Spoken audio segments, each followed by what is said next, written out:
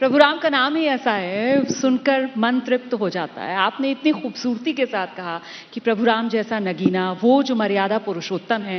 लेकिन मैं आपसे जानना चाहती हूँ कि आपका मन आहत होता है क्या जब प्रभु राम के नाम का गलत इस्तेमाल इस रूप में होते हुए देखते हैं कि किसी एक समुदाय को डराने के लिए या फिर किसी एक समुदाय का दबदबा दिखाने के लिए वो सड़क पर उतरकर बहुत ही गुस्से के साथ वो जय श्री राम के नारे लगाए जाते हैं और उसके बाद खबरें इस तरीके की आती हैं कि साहब हालात बिगड़ गए, कानून व्यवस्था को लेकर सवाल खड़ा हो गया।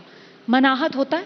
देखिए, राम का नाम अपने आप में शक्तिमान है।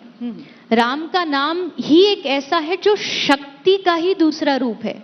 जहां बात अगर हनुमान जी की करें, उनसे बड़ा शक्तिवान कौन होगा, तो जब उनको अपनी शक्ति प्रदर्शन करनी होती तो एक ही शब्द था उनके पास, जय सिया राम। जय सिया राम कहते ही समझ आ जाता कि अब हनुमान जी अपने अपने उसी रूप में आकर के अपनी शक्ति का प्रदर्शित करना चाहते।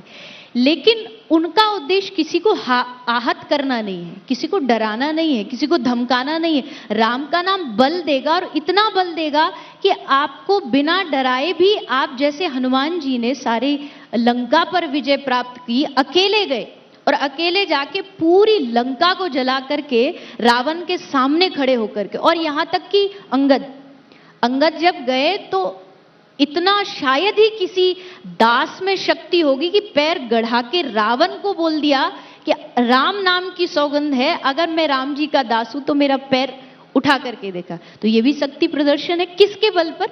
राम जी के नाम पर, उनके नाम के बल पर। राम का नाम हमारे शास्त्र कहते हैं शक्ति देता है, बल देता है। लेकिन अगर उससे किसी को डराना धमकाना, ये तो कोई विषय, मुझे नहीं लगता ये कोई विषय है, होना चाहिए। आप भगवान राम का नाम खुल के दिल खोल करके ले सकते हो, कहीं भी ले सकते हो, रोड पर ले सकते हो, घर में ले सकते हो, मंदिर में ले सकते हो, और सबको लेना चाहिए।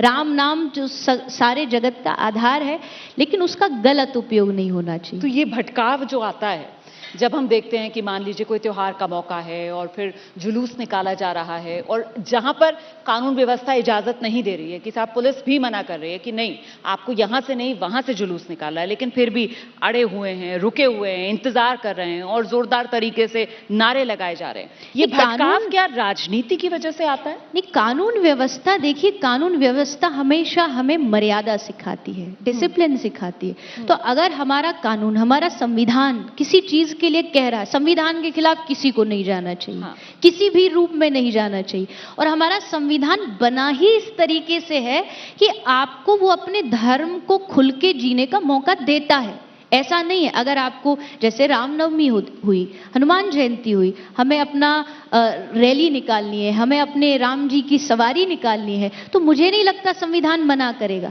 अगर कहीं किसी चीज के नियम है और उस नियम को हमें निभाने के लिए कहा जाता है, तो मुझे लगता है मेरी बात से हर एक व्यक्ति सहमत होगा, संविधान से ऊपर कुछ भी नहीं है। और संविधान ने आपको बराबरी का सबको हक दिया है, तो उसके लिए अगर कोई जबरदस्ती करता है तो मेरी दृष्टि में तब वो वहां गलत होता है। बाकी आप अपने मन के भाव जितना चाहो, ये भारत लोकतंत्र का देश है, यहाँ पर आप अपने भावों को, अपनी भावनाओं को, अपनी भक्ति को भी दिखा सकते, व्यक्त कर सकते। जैसे ही घड़ी का काटा दोपहर 2:30 पे आए, बबीता जी का दिल सास बहू साजिश के लिए मचल जाए। और ये है इनकी बहू, पूरे दिन ऑफिस की टेंशन हो जाए गॉन जब ये करें अपना फेवरेट शो फ्री टाइम पे ऑन। इनकी तरह आप भी देखें अपना फेवरेट शो अपने टाइम पर और डाउनलोड कीजिए एबीपी लाइव ऐप अपने स्मार्ट टीवी पर।